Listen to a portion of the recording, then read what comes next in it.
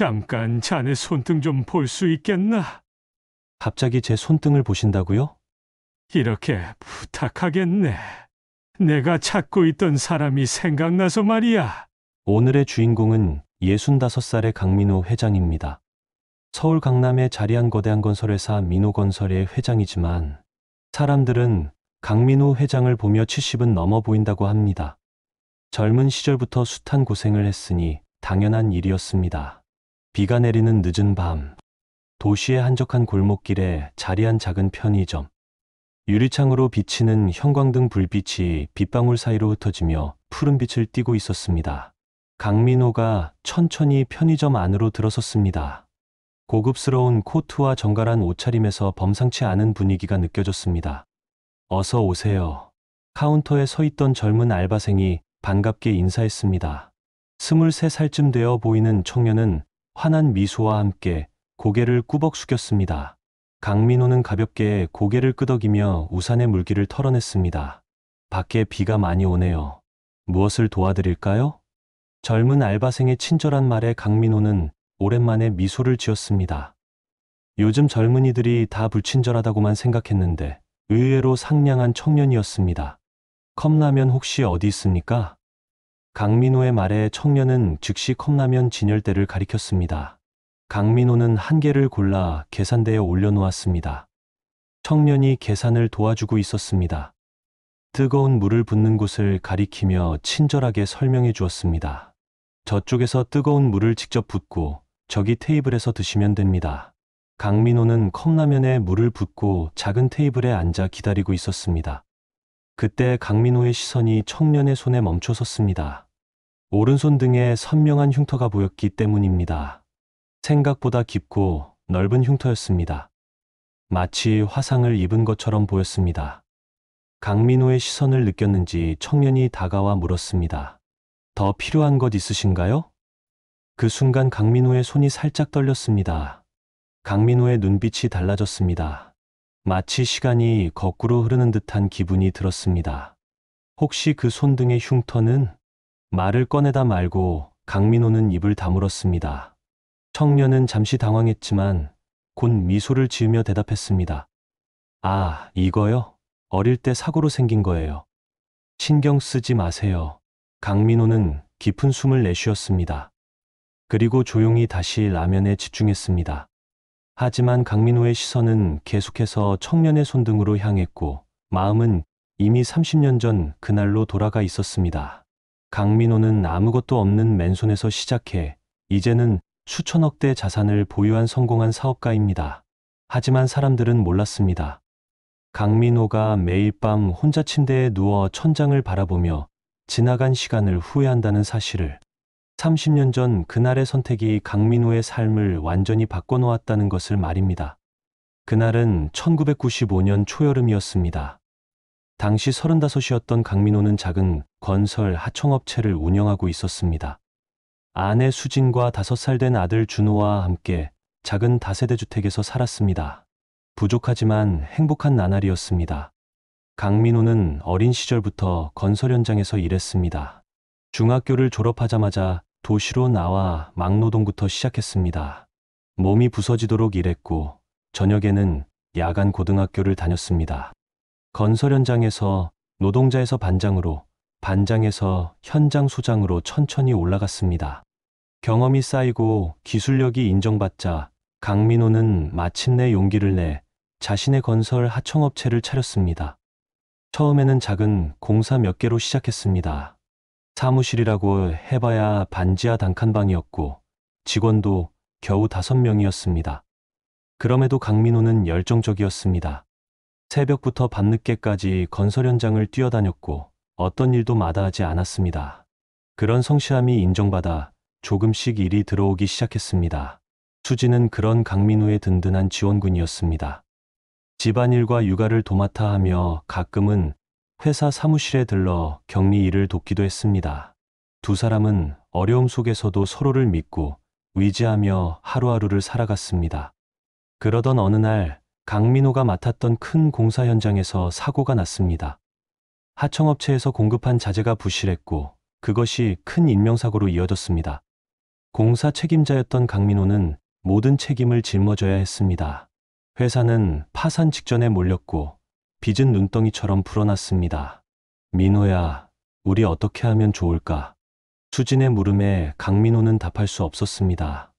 매일 밤 독촉 전화가 끊이지 않았고 사무실은 빚쟁이들로 북새통을 이뤘습니다. 직원들도 하나둘 떠나가기 시작했습니다. 상황이 악화된 건 그날부터였습니다. 사채업자들이 강민호의 집까지 찾아와 가족들을 위협하기 시작했습니다. 한밤중에 대문을 발로 차며 소리를 지르는 사람들, 전화로 끊임없이 협박하는 목소리. 준호는 매일 밤 무서워하며 울었고 수지는 잠을 이루지 못했습니다. 민호 씨, 다음엔 가족까지 안전하지 않을 거요. 그날 밤 사채업자가 남긴 메모를 보며 강민호는 결단을 내렸습니다. 가족을 지키기 위해서는 자신이 떠나야 했습니다. 잠시 피신해서 돈을 벌고 빚을 갚은 후 다시 돌아오는 것. 그것이 최선이라 생각했습니다. 수진아, 준호 잘 부탁해. 내가 꼭 돌아올게. 떠나는 날 아침, 강민호는 아내에게 그렇게 말했습니다. 수지는 눈물을 흘리며 강민호를 붙잡았지만 강민호는 떠날 수밖에 없었습니다. 준호는 아직 어려서 상황을 이해하지 못했고 그저 아버지가 여행을 간다고만 알고 있었습니다. 아빠, 빨리 와야 해요. 약속한 거죠? 준호의 말에 강민호는 고개를 끄덕였습니다. 그리고 마지막으로 아들의 작은 손을 꼭 잡아주었습니다. 그때는 몰랐습니다. 그것이 아들과의 마지막 순간이 될 줄은. 강민호는 부산으로 향했습니다. 그곳에서 작은 공사 현장의 일용직부터 시작했습니다. 어떤 일이든 닥치는 대로 했습니다. 아침 일찍부터 밤늦게까지 중노동에 시달렸지만 임금은 턱없이 적었습니다. 겨우 끼니를 해결하는 수준이었습니다. 첫 달 월급을 받은 날, 강민호는 공중전화를 찾아 수진에게 전화를 걸었습니다. 수진의 목소리를 듣자마자 눈물이 났습니다. 수진은 강민호를 걱정하면서도 준호가 잘 지내고 있다고 말했습니다. 하지만 강민호는 수진의 목소리에서 불안함을 느꼈습니다. 사채업자들이 또 왔었니? 강민호의 물음에 수진은 침묵했습니다. 그것은 긍정의 대답이었습니다. 강민호는 참을 수 없는 무력감에 주먹을 꽉 쥐었습니다. 한 푼이라도 더 벌어야 했습니다. 여름이 지나고 가을이 왔습니다. 강민호는 더 많은 돈을 벌기 위해 건설 현장 일 외에도 밤에는 식당에서 설거지를 했습니다. 아침 6시부터 밤 12시까지 쉬지 않고 일했습니다. 주말에도 쉬지 않았습니다. 뼈가 부서질 것 같은 고통 속에서도 강민호는 가족을 생각하며 버텼습니다. 겨울이 오자 일이 줄어들었습니다.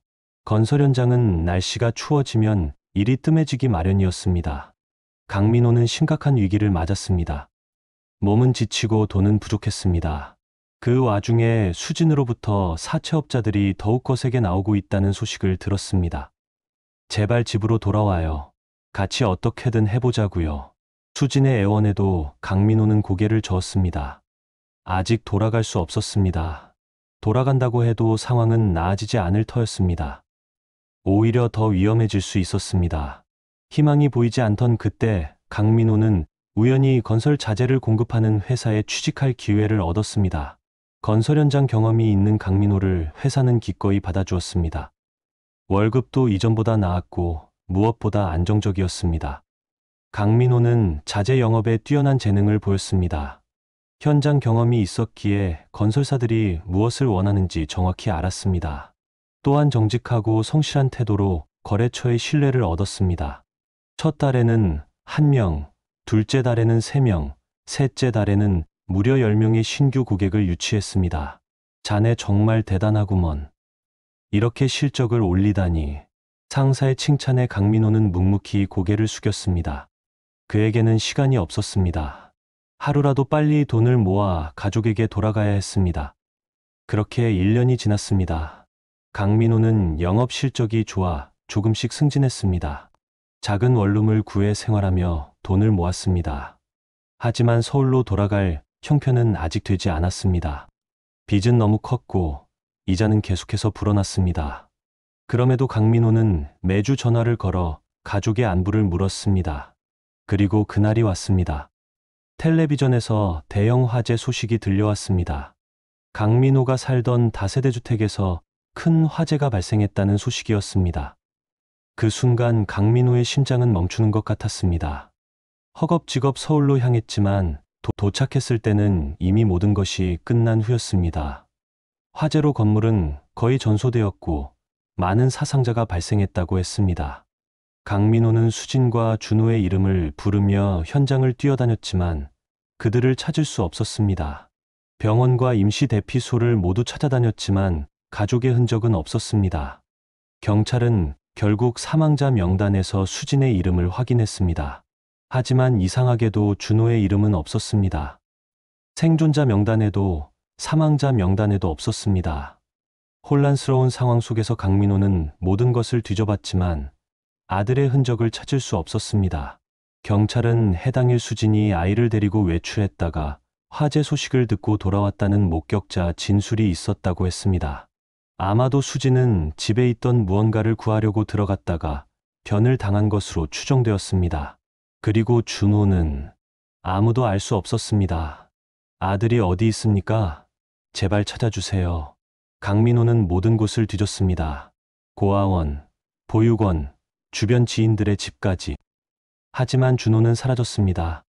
어떤 사람들은 화재 당시 아이가 놀라서 달아났을 수도 있다고 했고, 또 어떤 사람들은 수진이 아이를 누군가에게 맡겼을 수도 있다고 했습니다. 하지만 확실한 건 아무것도 없었습니다.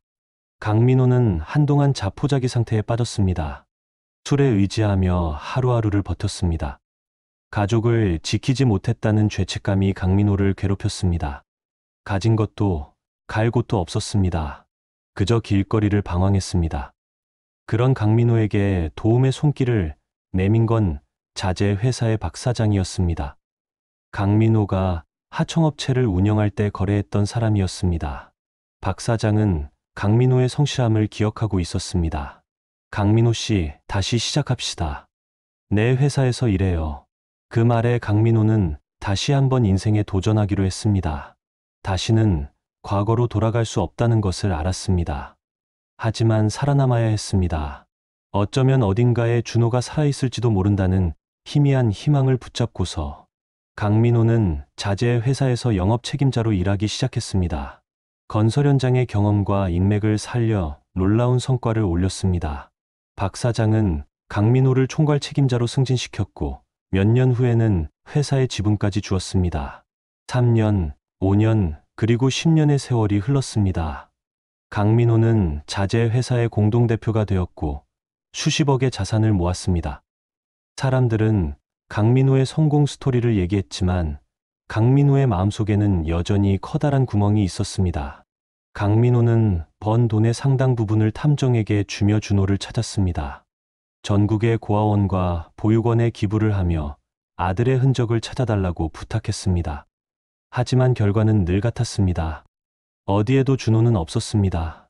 강민호가 사업에서 큰 성공을 거둔 비결은 바로 그 끈질긴 집념이었습니다. 강민호는 결코 포기하지 않았습니다. 한번 시작한 일은 끝을 볼 때까지 밀어붙였습니다. 직원들은 그런 강민호를 존경하면서도 두려워했습니다. 강민호의 눈빛에서는 무언가를 잃은 사람의 슬픔과 강인함이 동시에 느껴졌기 때문입니다. 15년이 지났을 무렵 강민호는 대담한 결정을 내립니다. 자신만의 건설회사를 세우기로 한 것입니다. 경쟁이 치열한 건설업계에 뛰어드는 것은 위험한 도전이었습니다. 하지만 강민호에게는 이제 충분한 자금과 경험, 그리고 인맥이 있었습니다. 민호건설이라는 이름의 회사가 탄생했습니다. 처음에는 작은 아파트 단지 공사부터 시작했습니다. 강민호는 현장을 직접 감독했고 자재의 품질부터 직원들의 안전까지 꼼꼼히 챙겼습니다. 과거의 아픈 경험이 강민호를 더욱 신중하게 만들었습니다. 강민호의 회사는 빠르게 성장했습니다. 정직함과 품질로 승부한다는 원칙이 통했습니다. 3년 만에 중견건설사로 발돋움했고 5년 후에는 대형 프로젝트를 수주할 수 있는 규모가 되었습니다. 20년이 지났을 때 민호건설은 대형 건설사로 성장했습니다. 강민호는 이제 거대 기업의 회장이 되어 있었습니다. 화려한 성공 스토리의 주인공이 되었지만 강민호의 마음은 여전히 비어 있었습니다. 유일한 위안은 매년 준호의 생일마다 고아원에 큰 기부를 하는 것이었습니다. 그곳 어딘가에 준호가 있을지도 모른다는 희미한 희망을 갖고 있었기 때문이었습니다. 하지만 30년이 지난 지금 그 희망도 점점 사그라들고 있었습니다. 편의점에서 라면을 먹던 강민호는 문득 추억에서 깨어났습니다. 청년이 다른 손님을 응대하는 모습을 멍하니 바라보았습니다. 그 손등의 흉터, 마치 준호가 어렸을 때 가지고 있던 것과 같았습니다. 준호는 3살 때 뜨거운 물에 손을 대어 오른손 등에 화상을 입었습니다. 의사는 그 흉터가 평생 남을 거라고 했습니다. 손바닥을 펼쳤을 때 엄지와 검지 사이에서 시작해 손등까지 이어지는 독특한 모양의 흉터였습니다. 강민호는 천천히 자리에서 일어났습니다. 그리고 카운터로 다가갔습니다. 저기 학생, 이름이 어떻게 되나? 청년은 조금 놀란 표정이었지만 친절하게 대답했습니다. 김준혁이라고 합니다. 강민호의 가슴이 덜컥 내려앉았습니다. 준호가 아니었습니다. 하지만 그 흉터가 너무나 비슷했습니다. 혹시 부모님은 어떻게 되시나? 청년의 얼굴이 살짝 어두워졌습니다. 저는 고아원에서 자랐습니다. 입양되지 못하고 성인이 될 때까지 그곳에 있었어요. 강민호의 심장이 미친 듯이 뛰기 시작했습니다. 이름은 다르지만 나이와 상황이 모두 준호와 맞아떨어졌습니다. 그리고 무엇보다 흉터. 실례가 되지 않는다면 어느 고아원에서 자랐는지 물어봐도 될까? 준혁은 잠시 강민호를 의심스럽게 바라보았습니다. 낯선 노인이 자신의 신상에 관해 묻는 것이 이상했을 테니까요. 하지만 강민호의 진심 어린 눈빛에 마음이 움직였는지 이내 답했습니다. 서울 양지원이라는 곳이었어요. 왜 그렇게 물으시는지. 강민호는 숨을 깊게 들이마셨습니다. 양지원은 강민호가 매년 큰 기부를 하던 곳이었습니다. 가슴이 터질 것 같았습니다. 혹시 고아원에서 자네의 과거에 대해 뭐라고 말해주던가? 준혁은 잠시 생각에 잠겼습니다. 글쎄요. 제가 아주 어릴 때 화재로 부모님을 잃었다고 들었어요. 그리고 누군가가 저를 고아원에 데려다 주었다고요. 당시에는 제 이름도 몰랐다고 해요. 그래서 원장님이 새로 지어주셨죠. 강민호의 눈에 눈물이 고였습니다. 준호, 그의 아들이 여기 있었습니다. 30년이 지난 지금 이런 우연한 방법으로 만나게 될 줄은 꿈에도 몰랐습니다. 혹시 특별한 소지품 같은 건 없었나? 자네가 고아원에 왔을 때. 준혁은 갑자기 강민호를 의심스럽게 바라보았습니다. 어르신, 죄송하지만 왜 이런 질문을 하시는지 이유를 말씀해 주셔야 할 것 같아요. 강민호는 주머니에서 지갑을 꺼냈습니다. 그리고 오래된 사진 한 장을 꺼내 준혁에게 보여주었습니다. 사진 속에는 젊은 시절의 강민호와 수진, 그리고 5살쯤 되어 보이는 준호가 함께 웃고 있었습니다. 준호의 오른손은 붕대로 감겨 있었습니다. 이 아이가 내 아들 준호라네. 30년 전 화재로 어머니를 잃고 행방불명되었지. 그 아이의 손등에는 자네와 똑같은 흉터가 있었어. 준혁은 사진을 보며 얼어붙었습니다. 준혁의 손이 떨리기 시작했습니다. 그게 무슨... 그럼 저는? 강민호는 눈물을 참으며 고개를 끄덕였습니다. 내 생각에는 자네가 준호일 가능성이 크다. 하지만 확실히 하고 싶어. 나중에 DNA 검사를 해볼 수 있을까? 준혁은 충격에 빠져 잠시 말을 잇지 못했습니다. 준혁의 인생이 순간적으로 뒤바뀌는 것 같았습니다.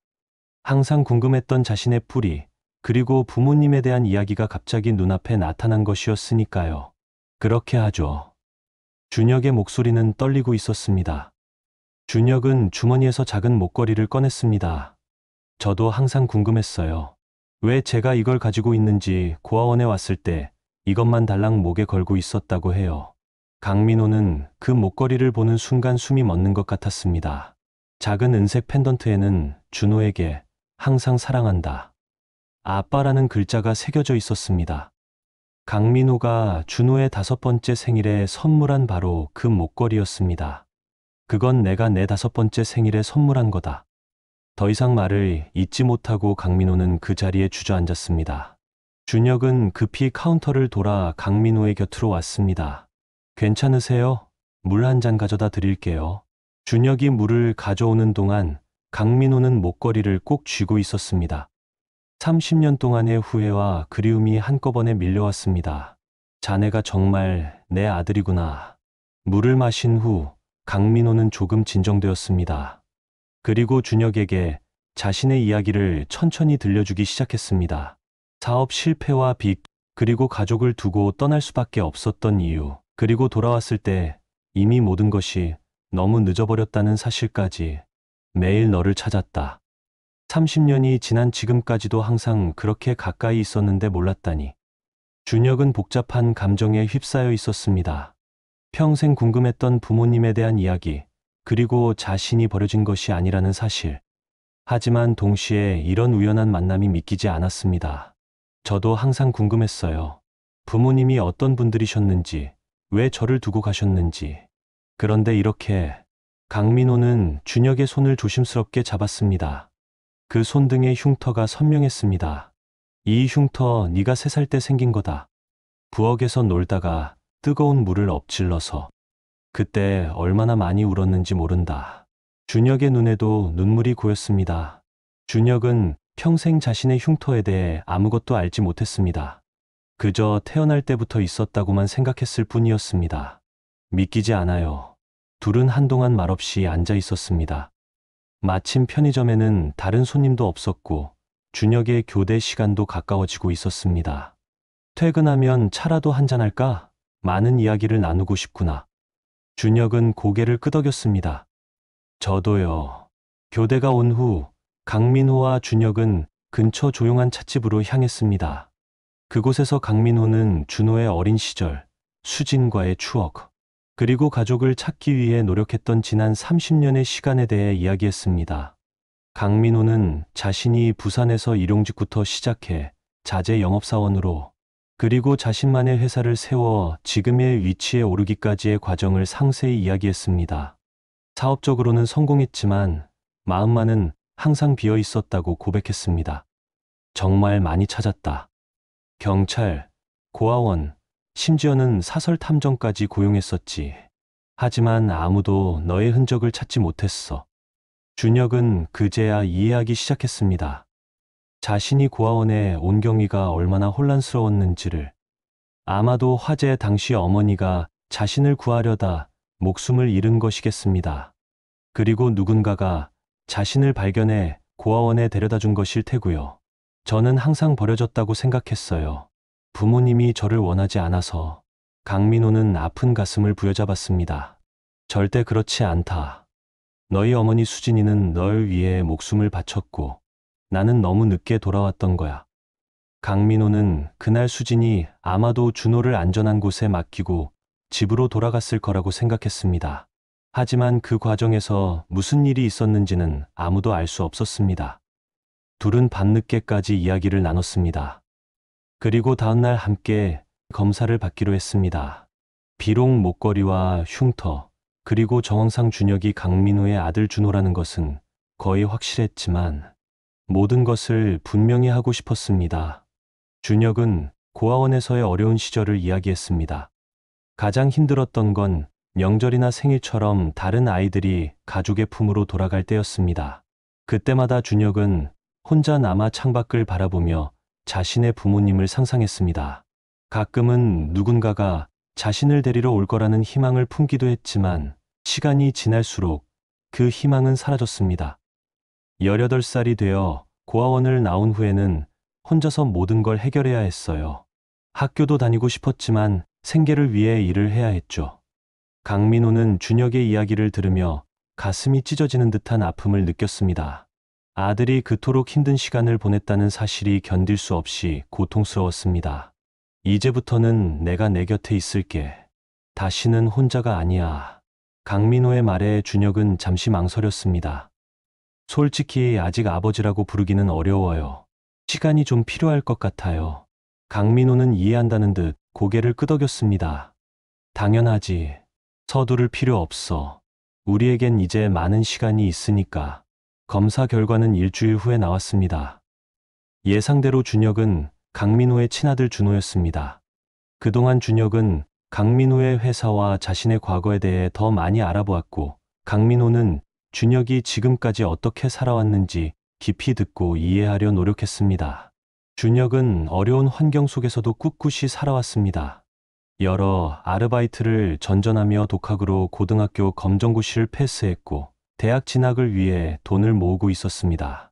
현재는 편의점 야간 알바와 주간에는 택배 상하차 일을 병행하고 있었습니다. 앞으로 무엇을 하고 싶니? 강민호의 물음에 준혁은 잠시 생각에 잠겼습니다. 저는 항상 건축에 관심이 있었어요. 건물을 설계하고 만드는 일이 멋있어 보였거든요. 하지만 그건 그냥 꿈이었죠. 강민호는 그 말을 듣고 가슴이 벅차올랐습니다. 준호의 DNA가 흐르고 있었습니다. 자신처럼 건설 분야에 관심이 있다니. 더 이상 그냥 꿈이 아니야. 내가 원한다면 건축학을 공부할 수 있어. 내가 도울 수 있는 건 뭐든 돕고 싶다.